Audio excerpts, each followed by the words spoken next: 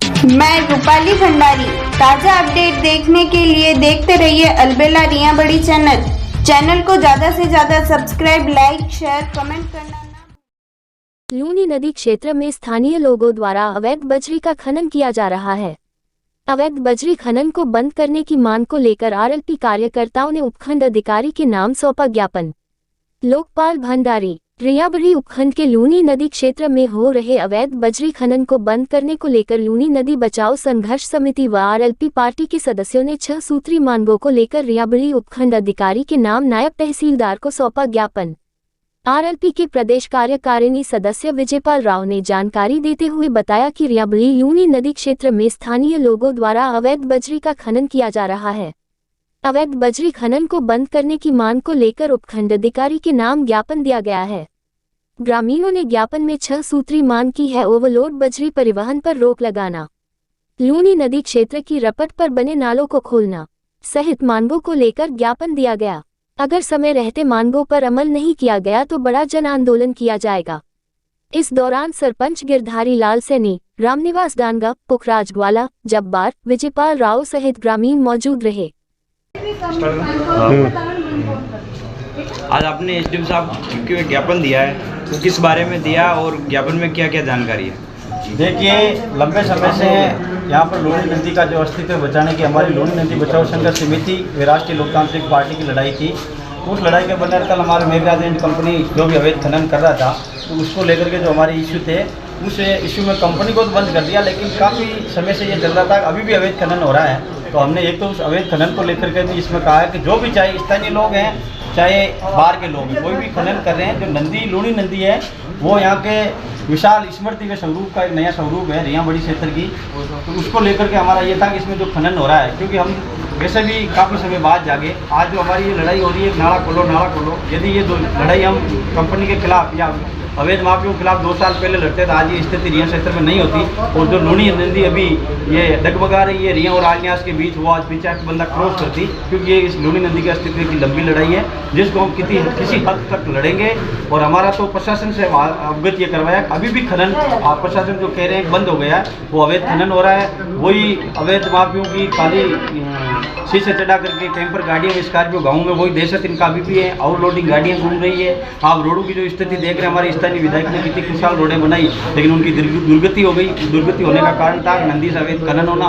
60 65 ton गाड़ियों में जो 21 टन उनकी कैपेसिटी है, वहाँ 65 टन माल भर के लेके जा रहे हैं। तमाम रिया क्षेत्र खंड की रोडों का बहुत दुर्दशा हो चुकी है। तो इन तमाम मुद्दों को लेकर के आज हमने एक बार ज्ञापन दिया है, जिसमें हमारी बड़ी मांग है। एक तो जो आलियास रपट का नाला था, हमारे किसानों की और प्रशासन की जो वार्ता हुई, उस वार्ता को अंत किया जाए, उस नाला को तत्काल खोला जाए।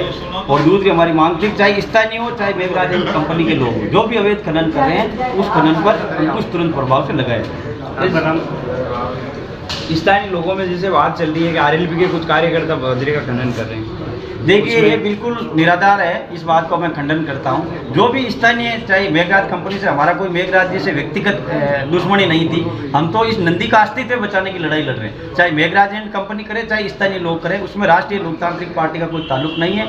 मैं राष्ट्रीय लोकतांत्रिक पार्टी का पदाधिकारी होने के नाते ये खंडन करता हूँ कि जो भी लोग ये गाँव में अफवाह फैला रहे हैं, तो उन लोगों को उन पर मंथन करें। जो भी अवैध स्थानीय लोग खनन करें, उसमें राष्ट्रीय लोकतांत्रिक पार्टी का कोई ताल्लुक नहीं है, ना कोई हमारा सरोकार है। हम तो प्रशासन ने आज यही मांग करने आए हैं कि हमारे पर जो अंकुश और गलत आरोप लग रहे हैं, इनके लिए आप जो भी स्थानीय लोग हैं, चाहे वो आरएलपी का आदमी है, चाहे कांग्रेस भारतीय जनता पार्टी कोई का कार्यकर्ता हो, लूनी नदी के साथ जो भी इनको छन्नी बना रहे हैं, उनको कानूनी कार्रवाई और कानून के शिकंजे पर कसना चाहिए। इसलिए हम आज ये वापस ज्ञापन दिया है और इनसे हम ये बिल्कुल खंडन करते हैं। राष्ट्रीय लोकतांत्रिक पार्टी के कार्यकर्ता का कोई ताल्लुक नहीं है जो अवैध खनन कर रहे हैं। वो अवैध भूमाफिया है जो पिछले लंबे समय से इस क्षेत्र में कर रहे हैं। बीच में कंपनी आ गई, वो रुक गई, वापस कर रहे हैं, तो हमारा उनसे कोई ताल्लुकात नहीं है। और आज हम एक बार फिर इनको ज्ञापन दिया और अवगत करवाया कि स्थानीय लोगों चाहे कंपनी को कोई भी इस नदी में खनन करना नहीं चाहिए, खनन गैर कानूनी है। और हमारा जो नाले की मांग थी उसको भी हमने साथ में किया है। और हमें आने वाले समय में यदि समय रहते प्रशासन जाग जाएगा ठीक है, नहीं बड़ा आंदोलन वापस किया जाए। अभी जैसे 3 दिन पहले आपने धरना दिया, उसमें प्रशासन ने बोला नाले के जो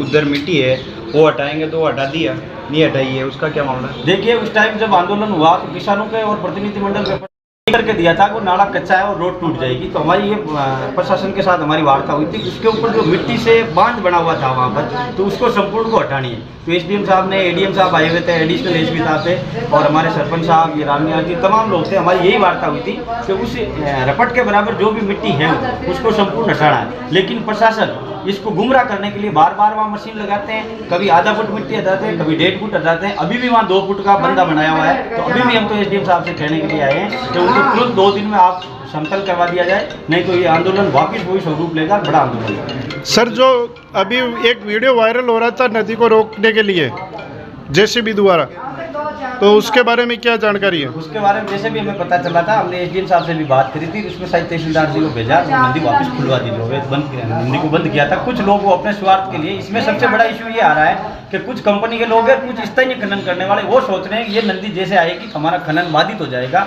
उनको किसानों से कोई सरोकार नहीं है, किसान इस नदी के लिए तरस रहे हैं, लेकिन उन्हें अपना अवैध खनन करना है, अपनी जेबें भरनी है। इसलिए हम तो किसानों की यही हमारी मांग है कि इसमें जहाँ भी, चाहे स्थानीय लोग हो चाहे कंपनी के लोग हो, जहाँ भी नदी का पानी को अवरुद्ध कर रहे हैं उनके खिलाफ कठोर कानून कार्रवाई की जाए। जैसे प्रशासन बोल रहे हैं नाला खुलने के बाद भाई रपट, वो तो प्रशासन पूरा करे, यही तो बात कह रहे हैं। यदि पानी नाला बनाई पानी की निकासी के लिए और नाले से पानी निकलेगा तो रोड नहीं टूटेगी, ये तो ये स्वाभाविक बात है। लेकिन अब प्रशासन का देखिए गुमराह करे, प्रशासन खुद मुरारी लाल की नींद है। नाले को तो बंद किया, रोड के ऊपर से पानी निकाल रहे हैं, उस पानी की वजह से ये रपट टूट रही है। और आने वाले कल सुबह तक लोग ये बता रहे हैं वो रपट पूर्णतया टूट जाएगी और आवागमन भी आलियाँ चौलियाँ बड़ी का बंद हो जाएगा।